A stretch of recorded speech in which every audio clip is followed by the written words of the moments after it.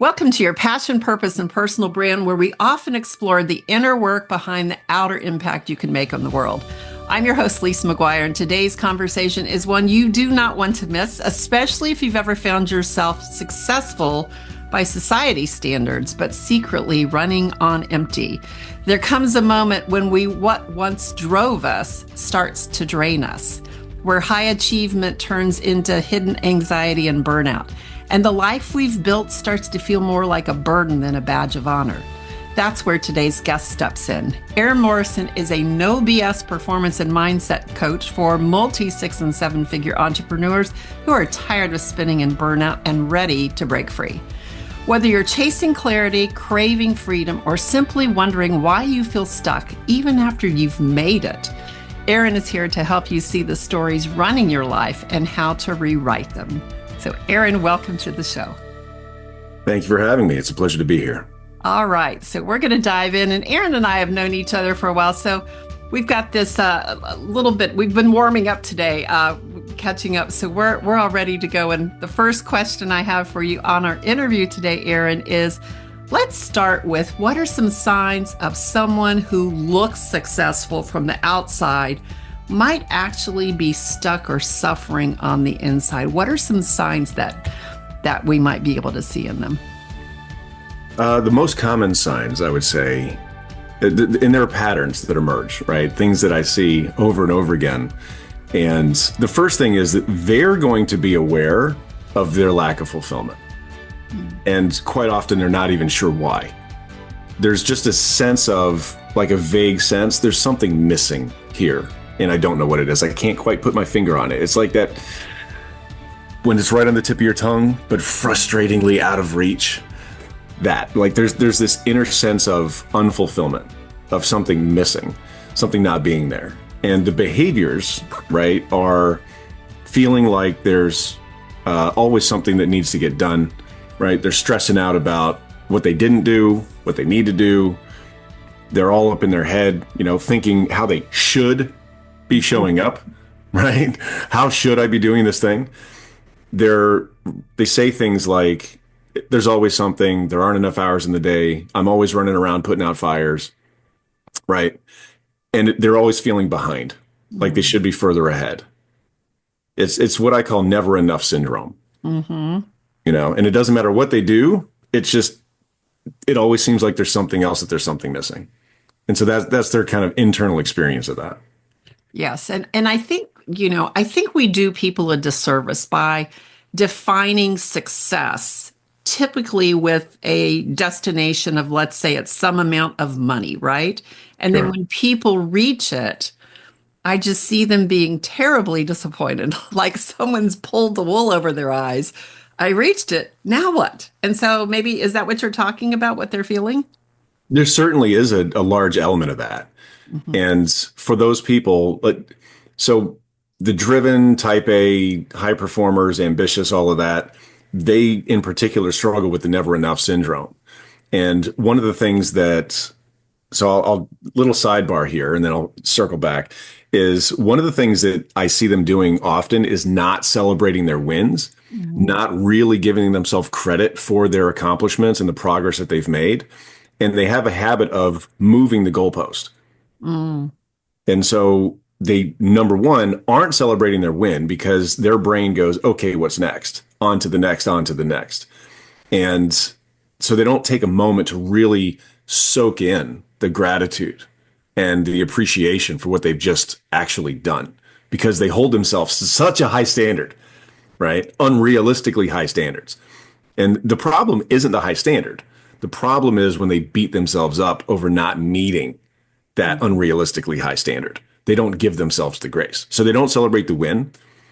And when they move the goalpost, because their 60% is better than most people's 100%, because they are so capable and so good at what they do, they're able to accomplish so much in such a short period of time, they often achieve their goals or get closer to their goals even faster than they anticipated, in less time than they allowed themselves. And they go, ooh, okay, I'm going to hit this goal ahead of time. So I need to move the goalpost. I need to go ahead and push it further out to keep myself motivated. And in that in and of itself, again, not a problem. The problem comes in when they forget to celebrate the fact that they moved the goalpost because they accomplished so much so fast, right? So that's the issue. That's the Mhm. issue. That Um, that's amazing. And when you think about that moving the goalpost, they're not doing it consciously, are they? mm-mm. No. I mean, well, it's a conscious decision, but there isn't the awareness or the presence to the decision that was made. It's mostly happening at an unconscious level where they go, "Oh, I'm getting close. I need to move this goalpost to keep myself motivated." Okay, and then they do it, and they don't make the conscious decision to go, "Oh, hell, I accomplished a heck of a lot in a short period of time. I'm really awesome." They don't do that. They go, "Oh, this goal isn't motivating enough. I need to move it. I need to push it further out." And so it's they lock themselves into this constant pattern of chasing the thing, and when they get it, they don't celebrate it, or they push it further out and they don't celebrate that they pushed it. Mm. Either way, they're not really taking the time to appreciate what they're achieving on a daily basis. Yeah. So what I want to do is take that the other direction. And often high achievers, they're accomplished, they're doing all of these things, but sometimes they might be struggling, and that may not even be something that they recognize. So what do you think keeps those high achievers from admitting that they are having a struggle? Oh, there's so many things, but I think the biggest thing would be programming at the unconscious level. That is, I have to do it myself. Mhm. I can't ask for help. I don't want to be a burden. I don't want to be.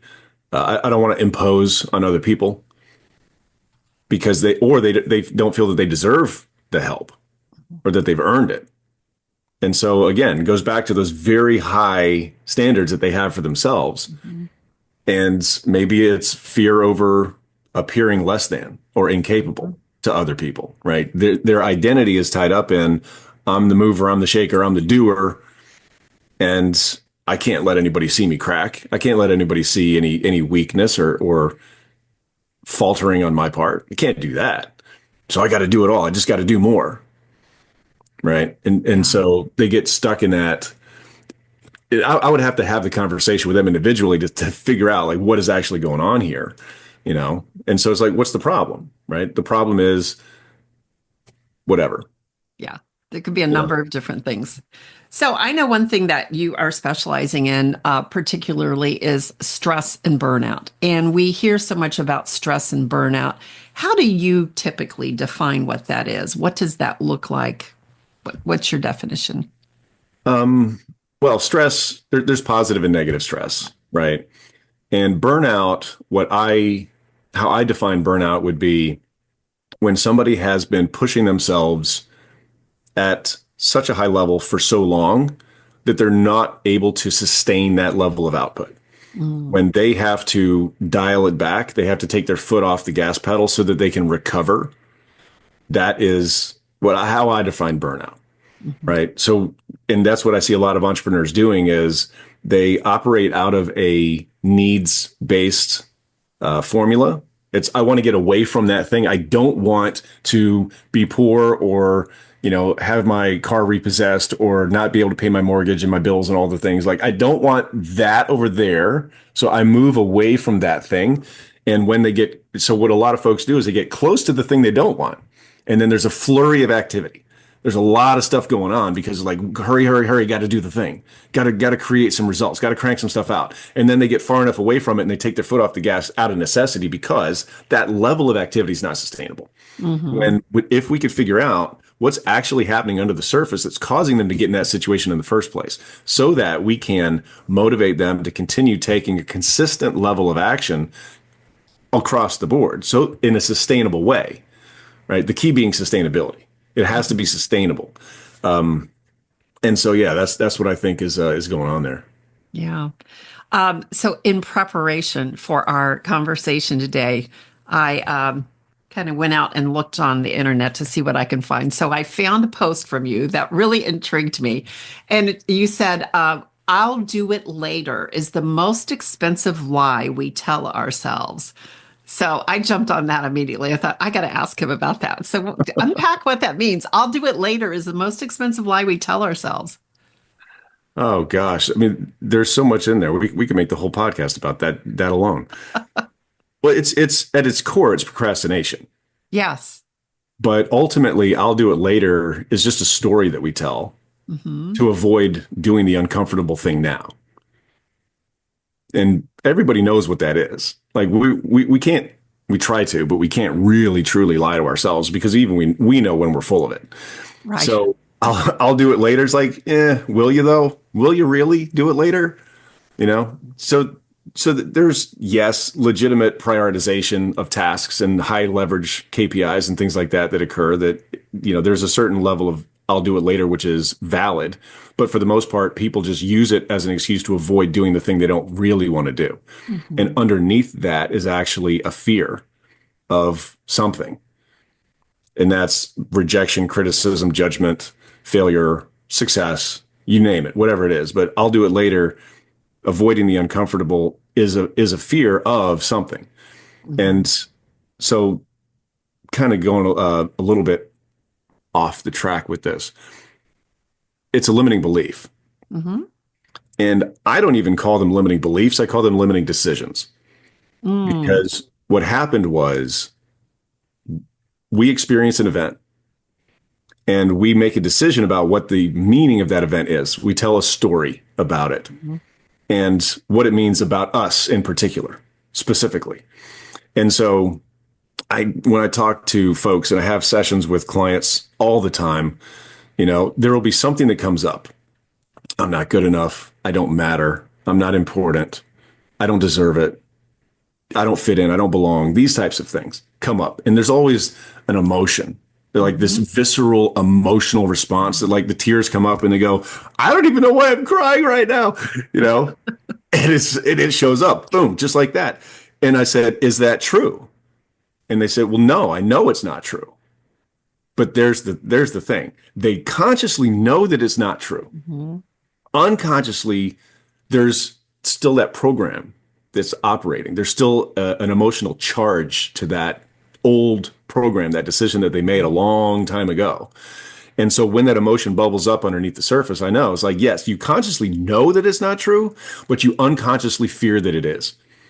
And more often than not, by and large, the way that I see these limiting decisions manifesting in their behavior is that people will avoid getting themselves into situations that could, if it didn't work out the way they wanted it to, prove that limiting decision true. Yeah. So I'll say that again because it's kind of a convoluted way of stating it. People will avoid circumstances and situations that could, if it didn't work out, prove that old thing true of I don't matter, I don't belong, I'm not important, Mhm. whatever. I'm not good enough, I'm not enough. All of these, I'm not safe. That's a big one. When people are not being visible on social media, they know that being visible is the thing that's going to get them the results, and then they're not doing it and they're hiding until they absolutely need to. A lot of times it's I'm not safe. Because at some point in the past, especially if there was a parent that had an issue with substances, they felt unsafe because they grew up in a tumultuous environment. And so the limiting decision, right, is what we need to do is we need to become aware of what is that old program that's operating at the unconscious level that feels true, but we consciously know it isn't. That's the resistance that needs to be removed in order for them to get into action. Because once we uncover what that thing is and then remove it, which we can do in a single session, right? Once we uncover what that thing is and then get rid of it, now the resistance isn't there. Yeah. So for me, it's less about more energy, more effort, more grinding, more hustling. It's more about let's remove whatever the resistance is that's preventing them from getting into action in the first place. Because that's ultimately the thing that drives this, you know, uh, flurry of activity and then the burnout. And the flurry of activity and the burnout is because they're resisting doing the thing that will prove whatever it is that they're afraid of.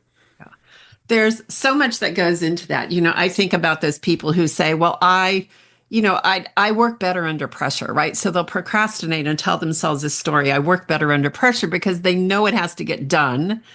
Now, when it's done under pressure, would it be done to the degree at which it could if they had more time? But again, they're living that story. And I think, Aaron, what you bring up is so incredibly valuable that when we shine a light that there is a story, right? There is a story. We shine light on it and ask that question, is this really true? Then we have to be able to clear that away. One thing I have in the work I do is I call it a personal brand of integrity. So there's the stories we tell the world, the stories we tell ourselves, and the stories buried inside of our soul. And those are three different stories. So I can imagine working with someone like you, helping us expose what are those beliefs, gives us that third or second party profit from afar perspective to say, oh, this is what I'm doing. Would that be correct? You could help with that? Absolutely. Yeah. So when somebody comes to you, Aaron, like, how do you work with them? What would be the process of when they would, what does that look like? I'm sure there's some type of exploratory session. Absolutely. Yeah. So when the first thing I'm going to do with any client that I take on is going to be a discovery call. Mm-hmm. And number one, I'm assessing, do they have what is the problem? Mm-hmm. How is that affecting them? Is it something that I actually can help them solve? And do I feel confident and certain in my ability to help them get where they want to go? Right. So if they feel that I understand the problem and I feel that I can provide a solution, then we talk about what it would look like to work together. But one of the things that I assess is how ready are they to actually create that transformation? And I literally tell people, so anybody listening, if you get on a call with me, you're going to hear this in the future. If you're not a 10 out of 10, 100% ready for a transformation, then I'm not wasting your money or my time because nothing's going to work. Mm-hmm. If you're not willing to play full in, you're not 100% ready to solve the problem, right? If having the problem is beneficial in some way, then people are going to hold on to the problem. Mm-hmm. So they have to be willing to let go of the problem, and they have to be willing to take personal responsibility for their results. Mm-hmm. So I will play full out, 100%, pour into these individuals 100% completely. And if they also don't follow up doing the work internally and the tasking and the homework that is assigned, then they're not going to get the quality or the level of a result that they otherwise could. So that's what I'm assessing before I'm going to work with anybody. Are they taking personal responsibility for their results, and are they 100% ready to go? Do they have a problem I can solve? Do I feel certain that I can help them solve it? And of course, this is important because I also offer a guarantee on the result. Yeah. So my flagship 5-week program is it's intensive, right? But at the end of 5 weeks, I guarantee the client will have the result that we agreed upon at the beginning of the process. If they don't, I'll continue working with them until they do. And then the follow-up question that most people ask is, well, how many clients have you had that have used the guarantee? Good question. And the answer is 0. Oh, nice. I have 100% success rate that by week 2 or 3 of the follow-up and the integration work that we do after the process, second or third week of follow-up, everybody says, yep, got what I came for.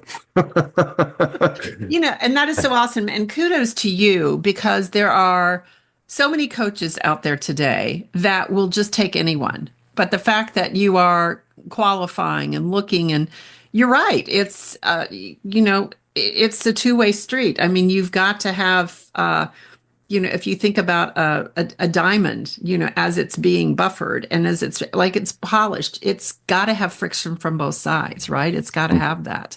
Right. Yeah. You mentioned integrity before. Mm-hmm. And so to be in integrity with myself and with the client, I only can work with people who I actually know that I can help. Yeah. Yeah. Well, and I think too, that gives people that trust and the confidence that if you say you can help them, then they know it's going to happen. But again, that accountability to do the work, it's not going to work unless they have that. So very good for you. Yeah, absolutely. All right, I want to go to a term that we hear a lot, head trash. The head trash, the stories people carry. How can someone begin to tell the difference, whether it's inner wisdom or inner noise? Well, that would be the feeling, I would say, that's associated with the experience of having those thoughts. Most people, so we think between 60 to 80,000 thoughts a day. Mm, And if we get 6 hours of sleep, that's about a thought per second.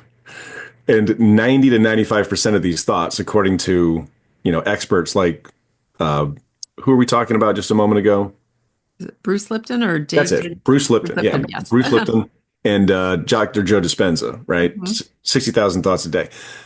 A thought a second. 95% of those are unconscious. They're automatic programs running in the background. We're not aware. mhm, And so the key to every transformation, any change we want to make, the first step always is awareness. mhm, Because if we're not aware that there's a problem or something to change, then we can't do anything about it. So number one is awareness. The point at which people become aware is at the stage where they feel something in the body. They have a feeling or an emotion. Okay. So I view emotions as the feedback mechanism mhm, for the unconscious mind. So the thoughts that are running in the background, our thoughts create our feelings and our emotions.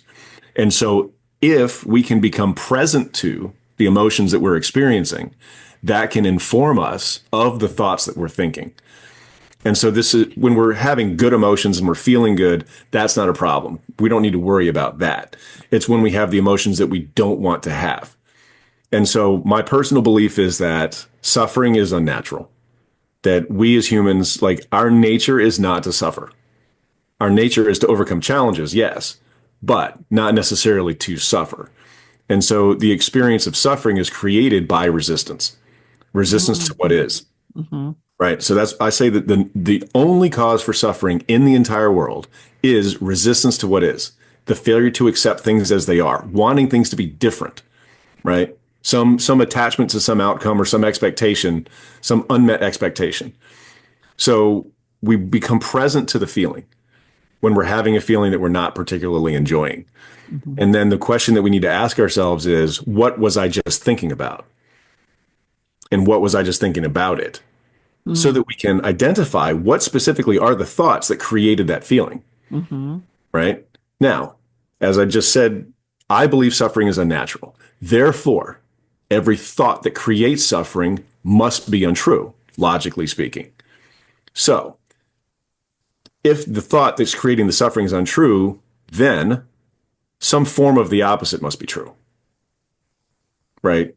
Something other than that, something opposite from what we were thinking of has to be true. So we need to find mhm. what is the other thing, what's the opposite thing, and then where in our lives can we find evidence of that opposite thing? And so I can see the wheels turning. Go Yeah, ahead. in my mind, yeah. Well, and what I'm going to say is it is so clear why someone needs to work with you because the level at which you think and you like you've got that perspective and of course all that training and you're just brilliant to start with, Aaron, as long as Thank I've you. known you. But I think, the thing is we can't do this ourselves. And so I know you have developed a system or a protocol called rapid recalibration. Right. And so the other thing that we align on is you're really looking at someone shifting at the root level. So tell us a little bit about rapid recalibration and how it works. So the rapid recalibration, it's an amalgamation of a lot of different methods and modalities. There's NLP, there's timeline therapy, there's hypnotherapy, there's a lot of different coaching frames and various things in there. But it's basically my methodology that I have adapted to create the greatest results in the shortest time with the least effort. Mm, And so my objective in all things is, again, like my motto, literally, greatest result, shortest time, least effort. I want to figure out what the heck is going on and get the client to the objective, to their result, to their outcome as fast and painlessly as humanly possible. And so what we want to do is we want to utilize certain frameworks to drill down into what is actually operating at the root level, right? So the way that I describe it is that, you know, there are two different kinds of results that we have in our lives. We have, on one hand, the results that we want, to have. And on the other hand, we have the results that we actually have, right? What the way we want it to be and the way that it is. The closer together those things are, the more aligned we are, conscious and unconscious programs, conscious desires, unconscious mind programs. The further apart they are, the less control we're exerting over the process. And so if at the end of the day, we're ending up somewhere we don't want to be, then what that means is that the unconscious mind is driving the bus and we're not. We're just a passenger not enjoying the scenery because we're going somewhere we don't want. We keep going, no, no, no, not that way. Go this way. No, turn around. And the unconscious mind's like, nope, the program GPS is sending me over here. You're along for the ride, buddy.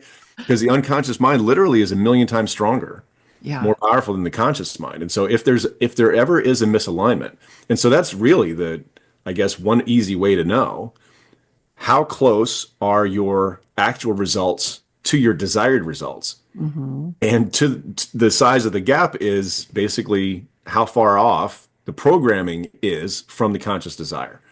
And so we want to figure out what the heck is what's programming the GPS. Where's that coming from? And as I said before, a lot of people mistakenly think I need more time, more energy, more hustling, more grinding, more money, right? Let me throw resources at the problem. And the problem is not that it needs more of anything. What it needs is less resistance. And so I focus on removing the resistance at the unconscious level. And so with precision, we go in there and we figure out, okay, what specifically is the program that's operating at the unconscious level?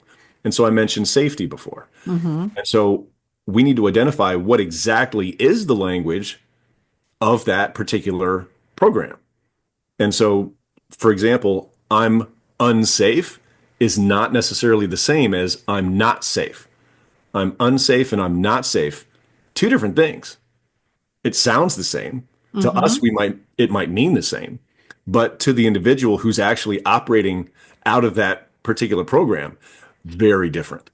And so just one word could be the difference between getting rid of that old program and that old problem or, it persisting.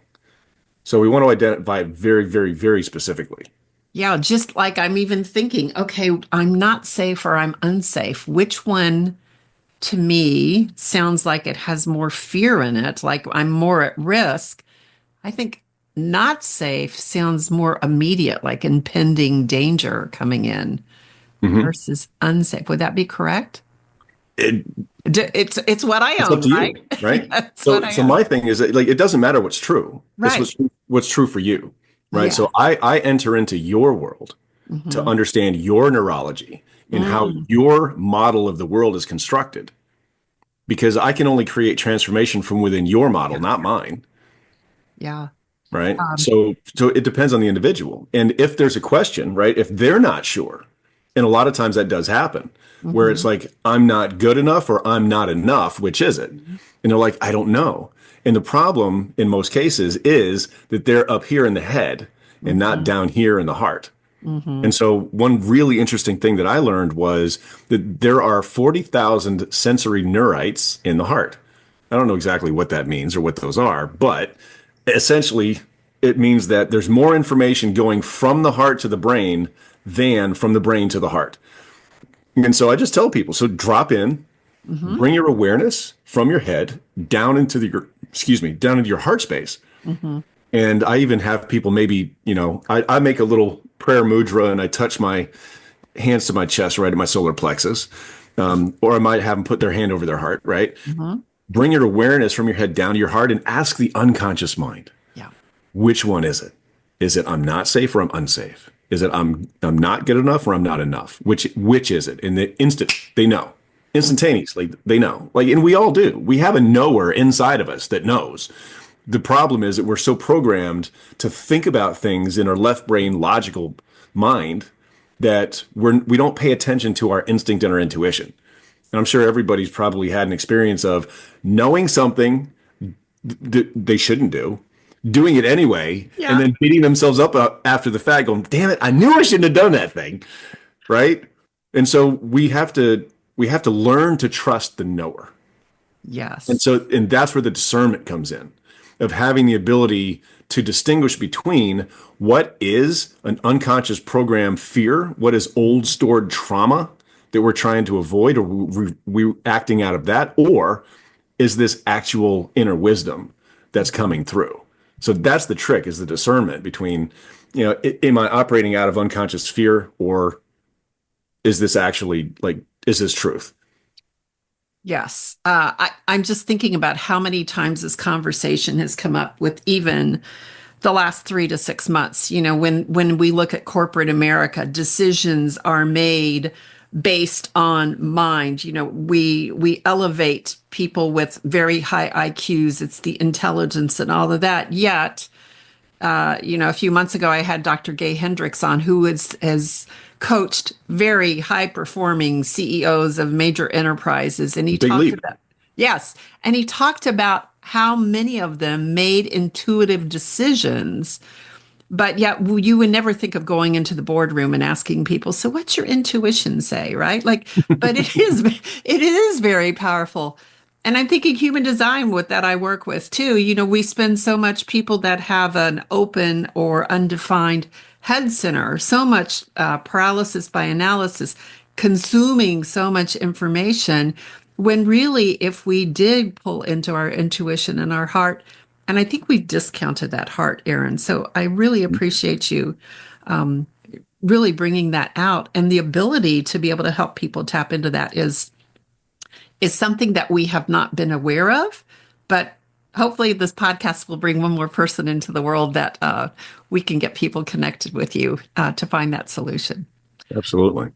So a lot of people think that they can't reach their goals, that something is getting in their way, but really what a misconception they have, and what we see as a continuing thread is it's usually us.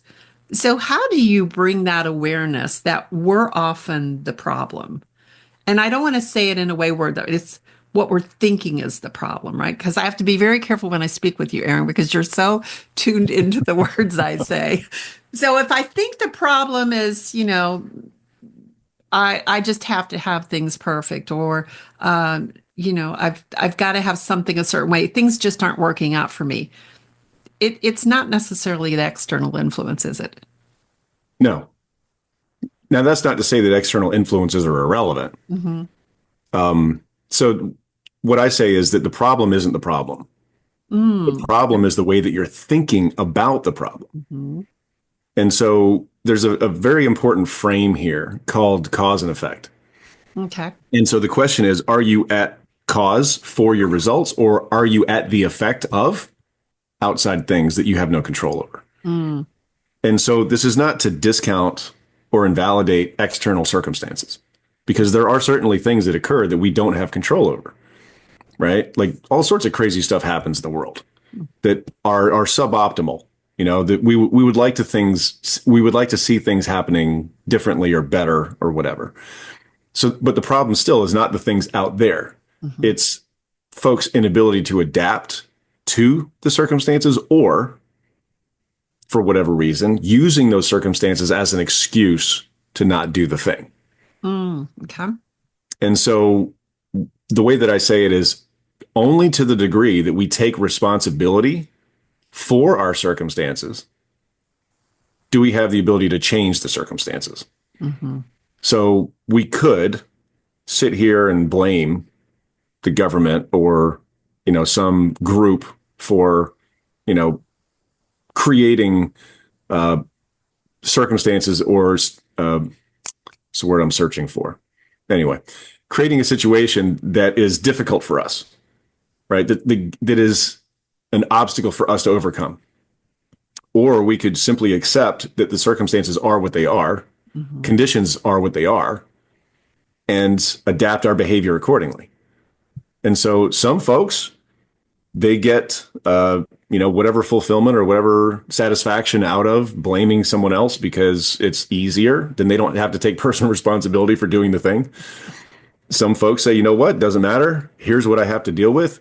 And while, yes, people do things and conditions exist that are not ideal, and it might not be your fault, regardless of why things are the way they are, I find that it's unproductive, it's unresourceful to play the blame game and point fingers and say, well, you did this thing. Okay, great. That may be true. You know, you may have started from behind the line in life. You may have had some, less than ideal circumstances to overcome. That's true. And complaining about it and splashing in the puddle of the dissatisfaction with those conditions is not getting you closer to your goal. So while it might be 100% valid and understandable and completely justified that you're not responsible for this thing, that this was done to you or at you or whatever, right? Yes, 100% valid. And it's also not useful. So to those folks, I would say splash in the puddle for as long as it's useful. Get it out of your system, right? Really do a good job of splashing in the puddle. Just really splash in that puddle. And then when you're ready to get to work and create some results, take responsibility for changing the circumstances and the situation, then you can let that old story go. In fact, that's the very first shift in my model of the world that people need to go through, which is from the victim to the victor. It's like, yeah, we all have stuff to deal with. And what I have found is I've worked with folks from many countries around the world, from different ethnic, religious, socioeconomic backgrounds. Like the range of people that I've worked with is as varied as exists. And what I find is that no matter where they came from, who they are, what their background, what their story, what they experienced, everybody's got the same stuff. They got the same doubts, the same insecurities, the same limiting decisions, the same limiting beliefs, right? The same hesitations and reasons for procrastinating. Like everybody's got the same stuff. So if we stop comparing our own victim story to everybody else and seeing who's got it worse and, I've got it worse than so and they got it worse than me and whatever, it's like just if we dispense with all that stuff and simply say, you know what happened. It made me who I am. I became stronger as a result, right? Our greatest strengths come from our greatest struggles. So I'm not going to cry over spilt milk.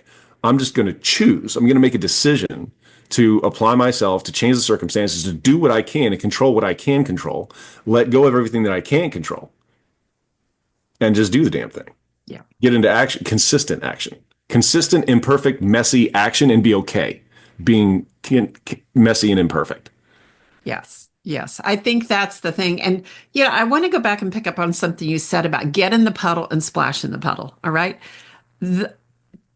Talk to me about the benefit of doing that. And then how do we know when it's time to get out of the puddle and move on? I would say the benefit to doing it is this phrase that some people might have heard: what you resist persists. And so there was a book I read called, I believe it was Levels of Energy by Frederick Dodson. And in it, he was talking about how emotions come up.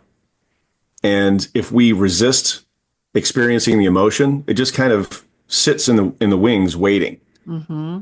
It doesn't go away. We repress it. We ignore it. We pretend it's not there, but it's just there, off stage looking at us. We could feel it still there.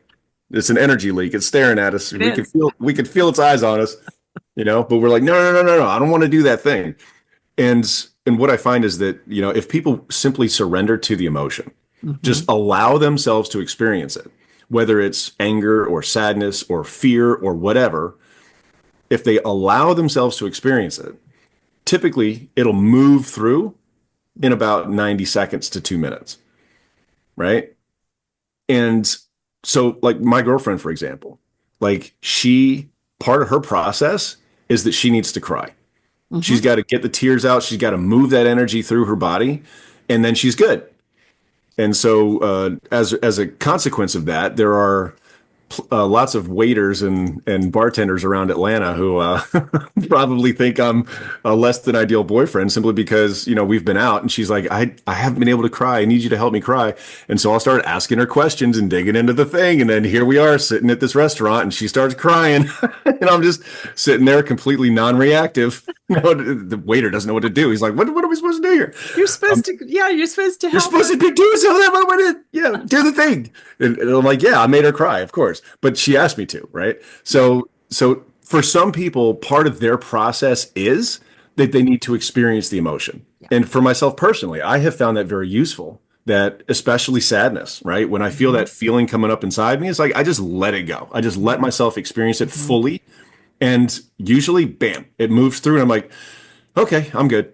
Mm-hmm. And so for each individual, I would say that you just know, Mm-hmm. you Mm-hmm. know, y- if people are willing to trust themselves and just surrender to the emotion and experience that emotion, they will know when they're done with it. Yeah. They will know if they're holding on to it as a victim story or an excuse versus, okay, this is no longer productive or useful or resourceful. I'm going to let this go now. Mm-hmm.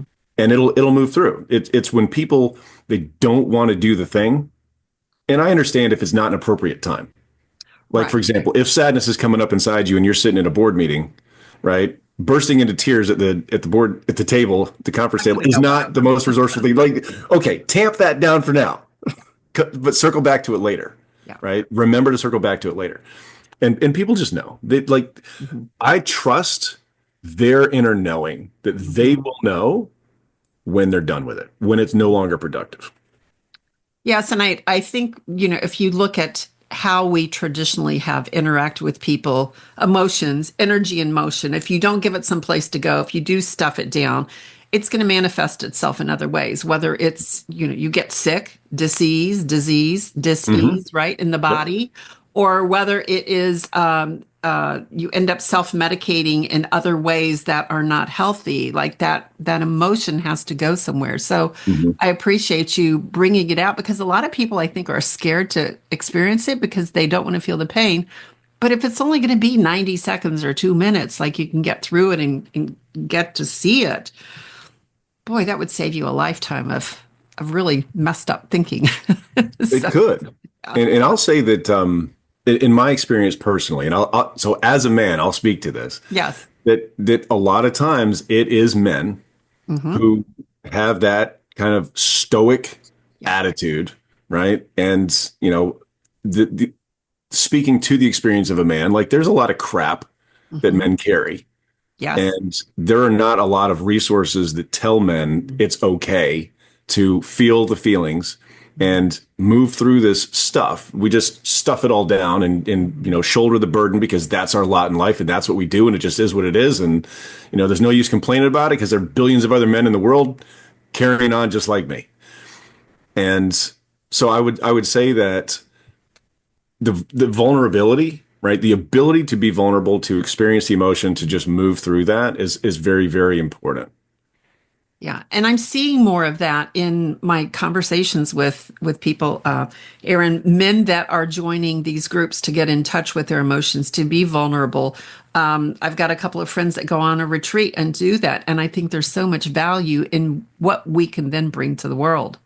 Mhm. So I appreciate you sharing that. Thank you. Yeah. Yeah, absolutely. Yeah. So, Aaron, as we kind of work our way towards the finish line here, I would love to know, what kind of transformation are you seeing in your clients, maybe not just in their business, but who they become? And I know you have confidentiality, so don't ask you to reveal any names or anything Sure. outside of protocol there. But what is maybe a success story you could share with us? Well, I'll give you some concrete metrics Okay, because that'd be people great. like tangible results. That's great. Yes. So most of my clients come to me because they want to increase their performance, Hmm. they want to up level their productivity, and they want to make more money. Hmm. And so most of my clients, what they experience is between a 15 to 25% reduction in the amount of time that it takes them to do their work. So they get more done in less time. Hmm. And one of my recent clients worked with me for a year, and we were able to double his income from 120 to 240K. And so the problem for him became his tax planner didn't plan for that extra 120, and he didn't take the proper steps to avoid paying the taxes on it. But yeah, so that's typically what they see. So 15 to 25% less time, an increase in the income.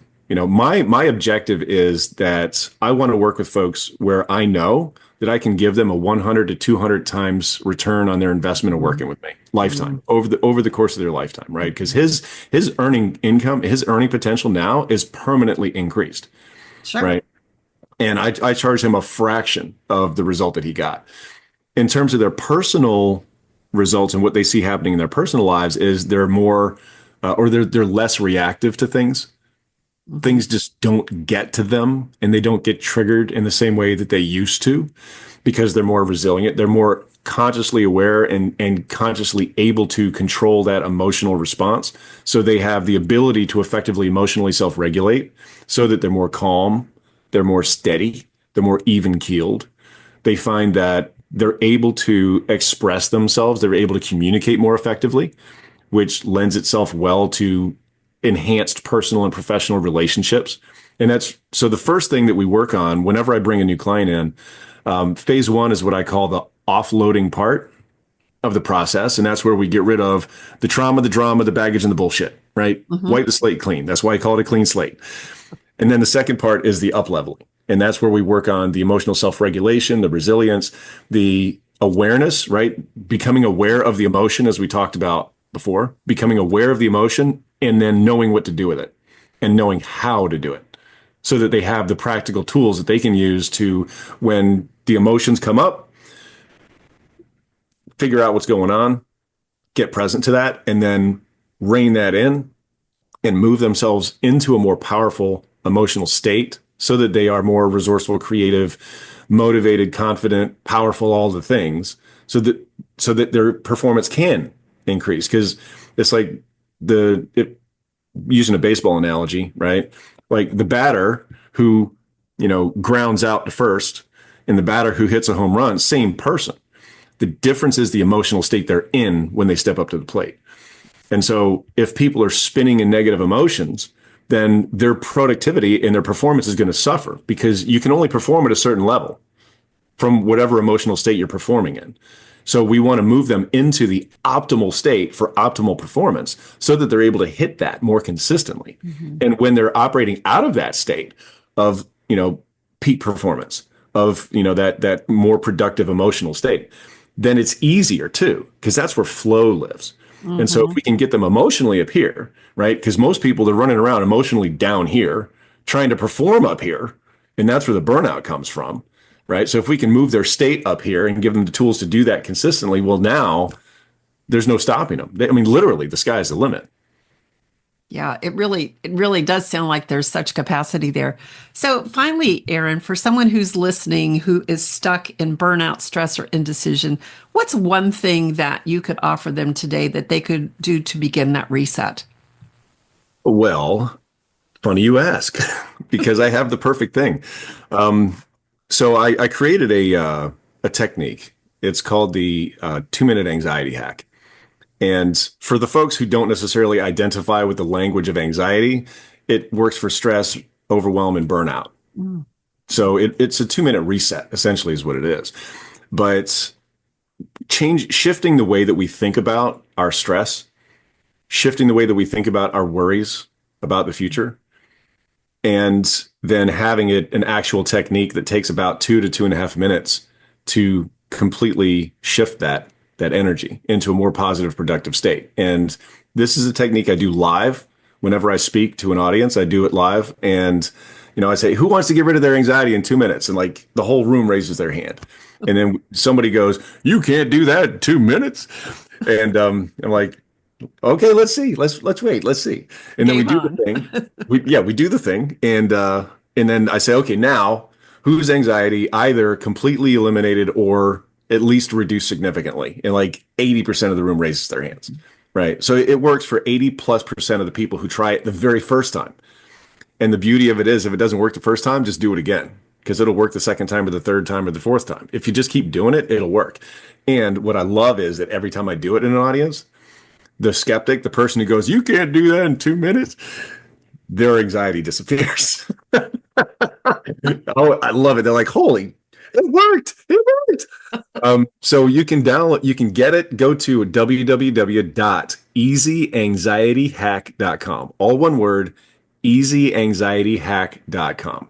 And it'll just punch in your name and your email and it'll send it to you.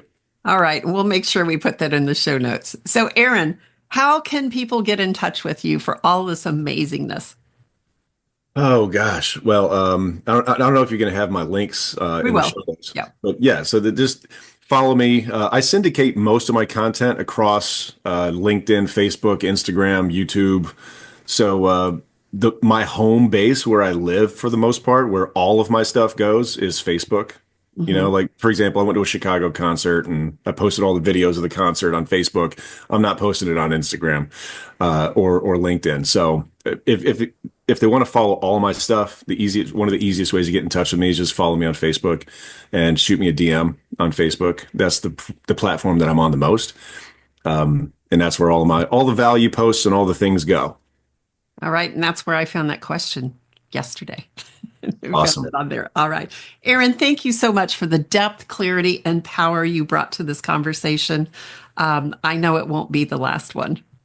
Well, thank you for having me. I enjoyed it very much in the conversation beforehand, and I look forward to the next one as well. We do that. All right. So, Aaron has reminded us that transformation doesn't have to be slow and that the real shift begins the moment we decide to take responsibility for how we show up in the world. If today's episode resonated with you, make sure you check out those links in the show notes to get a hold of Aaron and that 2-minute reset quiz. I'm going to go find that when we get off the call and see how that works.